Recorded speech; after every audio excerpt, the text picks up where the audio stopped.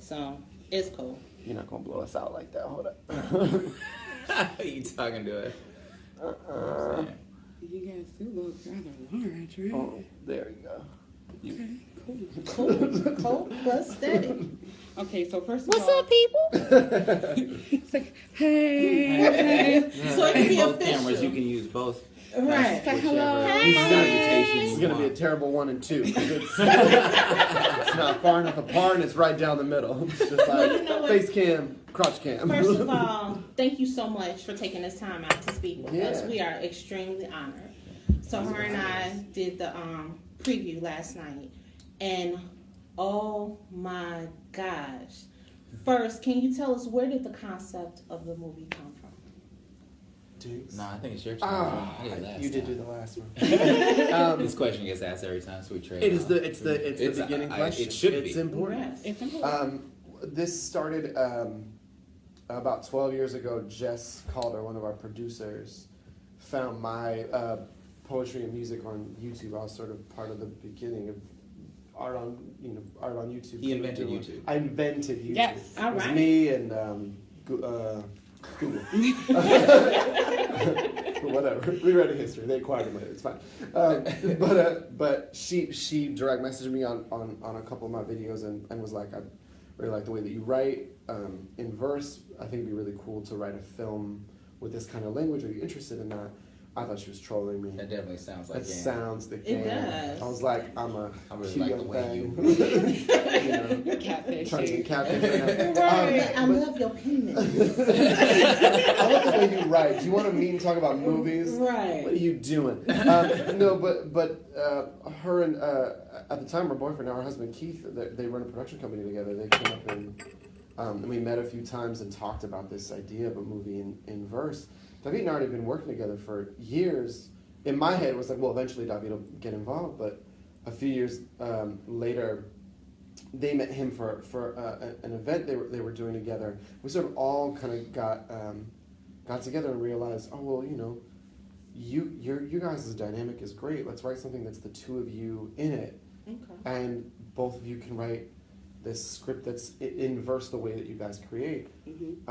And we're from the Bay, so we're like, well, it's got to be about the Bay. If it's the first movie we do, that's the story we want to tell. And then right in that converging moment, Oscar Grant got killed in Oakland by the police, and that was like that was the thing going on in the town. We were still in that version of police shootings where the outrage was like way more palpable, right? Mm-hmm. So we're just like, well, this is the story of Oakland. We're getting massively gentrified at a rate that's like, at this point it's just like high-speed internet. Like it's just blowing past. Right. And we saw the relationship between that and the way that people are getting policed. And so we wanted to write a film that did that. So that was the initial DNA. Verse, Oakland, about gentrification and police violence, and with me and David sort of writing and starring it. So you guys have a very theatrical feel to this film. And Sure. as a former show choir member from back in the day, I appreciate that. But I think what's different is you guys are able to marry the concepts of verse writing and including lyrics without it looking like and feeling like a hip opera or a musical. I know. Did you struggle with that, or was No, we it didn't something that struggle. you seamlessly were Well, we able didn't struggle to? with pulling up, like executing it, but not avoiding It was doing hip opera. Yeah. We knew to do that. We knew not to do that. Right. we just weren't sure how, I think. But we come from a music background. We were rappers first, and that's so the verse stuff in the film is the oldest stuff in the film. We were trying to figure out how to write a film around that. Mm-hmm. But always we were keeping our eye on trying to make sure that the verse functioned conversationally, and that this wasn't an 8 Mile. This wasn't about people trying to be rappers or who are aspiring poets. These are people who are good with language, because kind of everybody from the Bay is good with language. It's in the DNA there. You grow up, slang is metaphor, and you grow up becoming very versed in that. And so it's an area that prides itself on the creation of language. Mm-hmm. And so we wanted that to be front and center, but also for it not to be treated like a musical moment. Right. And so but it still follows a lot of the same rules that a musical will follow, right? The sort of the rule of thumb in a musical is when someone is too emotional to speak, they sing, and then when someone's too emotional to sing, they dance. And that's kind of like the rule of thumb. This is less about emotion and more about understanding when an issue is there, when there's too much for regular speech, for any of our regular speech to process, we speak in metaphor. And that's how you start to wrap your head around the thing. But it happens naturally. It just happens because this is how you they hang talk. out and talk like that. And then you You lost your light on here. I just want you to make sure you still got your shot. You got it? I know if it stopped recording or not. Okay. So. It did. Crikey. Just Well, luckily we still have one. Yeah, we have backups. We're good. That's why you got just two cut to the cameras. crotch cam. In this, this is one of the greatest interviews ever. Yes. Open crotch. Simultaneous stretch. I'm That's how I always stretch. You know what? Just to show that camera. there's nothing small about this. Hey! Tiny at all. This picture is not tiny at all. No, Okay, we don't so, do anything halfway. And please, go big or go home. That's what Come we're on talking now. about. Push it. In this, you explore the dynamics and a multitude of friendships, relationships, how so many different things can happen and it culminate at once.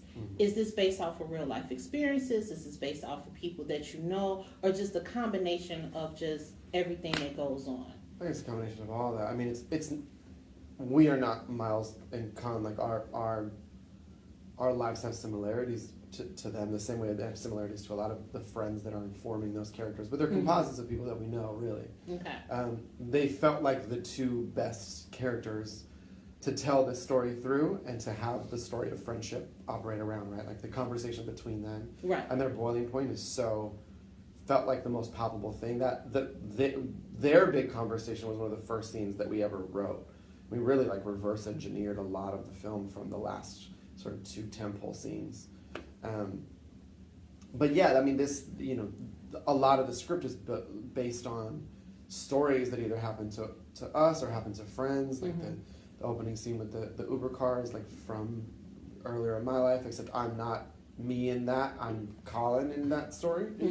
And I think a lot of it was like that. We would sit and talk about, well, I think we need to have a moment where this happens in the story, and then we would pull from our lives or pull from even the story of which obviously we want to get into the details, so we'll spoil it a little bit, but of why Colin went to jail is pulled from a close friend of ours.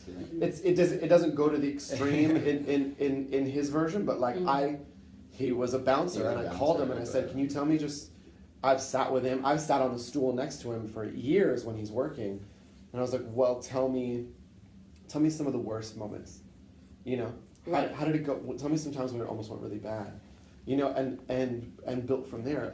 A lot of it is just about finding this sincere entry point, so it felt authentic to. And to the degree where the club he used to work at we ended up basing the bar, the fact that it's a tiki bar is sort of like that's true to that story, So as much that we could pull from real life, whether it was our real life or other people's real lives as possible, was important because we were really trying to have it be authentic, So the less we had to make up, the better. So I just wanted to know, you guys talk about intersectionality, you talk about racism, racial profiling, best friends, romances, a myriad of things that are intertwined within the movie.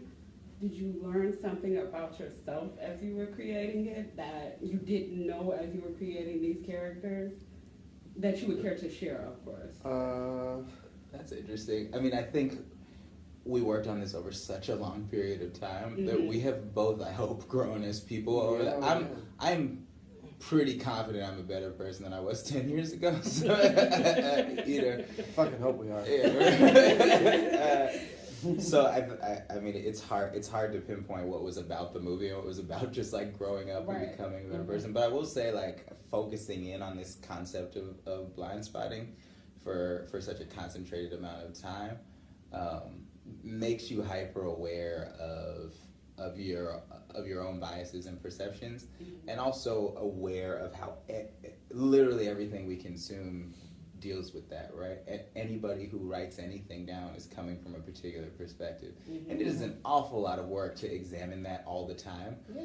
But you also really have to do that work. Like all of us, kind of. I think if we want to drastically increase our capacity for empathy as a society, like that is kind of what we have to do, is think about that all the time. And we were just talking about this, like all the headlines that you read, everything.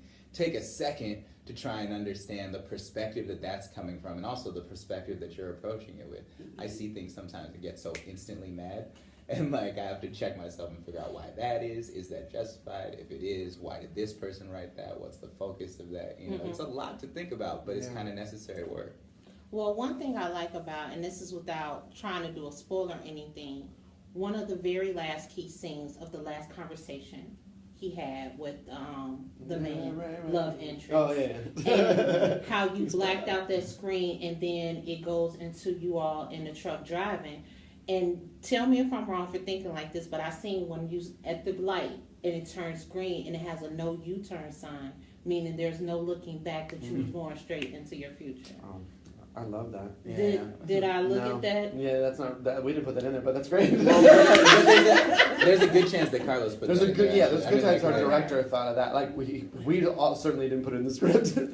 That's not in the script, but that shot was meticulously set out. You're right, because when I looked at it and I looked at they're stopping and you see the no U-turn, meaning they're having a particular conversation. Yeah. And once the light turned green, it's basically telling you, let's drive in this, there's no looking back. Do you know in it. what I love about that is, like, I've watched that 400 times. I've never caught that. Yeah. Never Oh, caught and that. I called a couple other things But too. She's a deep thinker. But that's also what I love about That's- a film that's about the best. perception is like Yeah. we're watching Drinking it. your water. That's cool. We're watching it totally differently. Like, and that's not even just true of this. That's true of movies. Yeah. Right. Like, everyone is having a vastly different experience when we're checking it out. And I to go back to your last question, like what I love about the film, at least what I've gotten from it, is to just be more active about, like being a little bit more forward about being like, but I might just be seeing this from the complete wrong place. No, but You know, or everybody has I'm a different perspective on it. Yeah, and what stands out to you just doesn't stand out to everyone else, and that's Exactly. and that's not problematic. Sometimes we think of that in terms of like, oh, you're blind and I'm seeing more than you because I'm more affected by this, and that's true that we are affected by different things. But I think it's sometimes more powerful to like take it out of this hierarchy of visibility, and more just go. You have your life of experience. You've been on this planet a long time. You have your life of experiences that condition you to look at that thing, and there's merit to the things that you're seeing. It's inherently about your survival, right? We're looking for things that help us to survive and thrive. Right. But if you can then have that conversation with another person in a place that isn't hostile about like what did you pick, so when you see that you're sympathetic to this person, oh, that's interesting, I'm over here with this person, and just have the why moment, like that's fascinating to me. You're sitting there talking, like seeing like, oh well, this momentum has to keep going forward, because the question we get all the time is, which I would never think to ask at the end of the movies, are Miles and Colin still going to be friends? It's always been yes to me. But it's but it's not to everybody. Which is really But they're going into that friendship with a brand new perspective. That's With all a I brand how new we've respect for always each other, thought about it, too. especially the scene when Miles and his wife or his girlfriend has that, and he said, "Please don't call me that again." You see the turning point in that. You see it, and then when he had the last conversation. When Colin had the last conversation with Val, you see the turning points in that. So when I seen the light and the no U-turn, that's when it clicked to me. I'm like, oh, okay. And then you're in a moving truck. Okay, I'm giving away too much. Okay, the whole so ending. our time is up. Last question, real quick. Favorite hip hop album or musical? You get to choose which one you prefer. Favorite hip hop album or favorite hip hop musical? Favorite hip hop album or musical? Favorite musical? Yes. I don't know enough musicals to choose a favorite. Oh, I do. Yeah. Musical. Nightmare Before Christmas, bro. That's my jam. So That's good. a good one. I love that musical. Favorite hip hop album? For right now. Like this, just do this week. We've Let's heard do it this before. Favorite hip hop album from this week? You can do this J-Rock. J-Rock. For sure. J-Rock The new wins. J-Rock is the truth. J-Rock killed Is he that. from Oakland? Okay, No, he's No, from no. real quick, LA. how can people follow y'all on social media? At Rafael Casal. Just put it right where my hand is.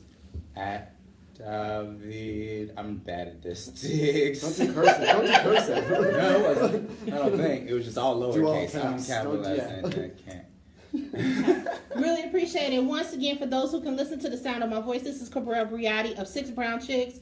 Cabryl Chats rolling out. Black Chicago Industry Makers here with Lauren Miller of Sister Blog rolling out. Six Brown Chicks, etc., etc. The movie Blindspotting does hit Chicago theaters July 20th. But the real question is, where are the other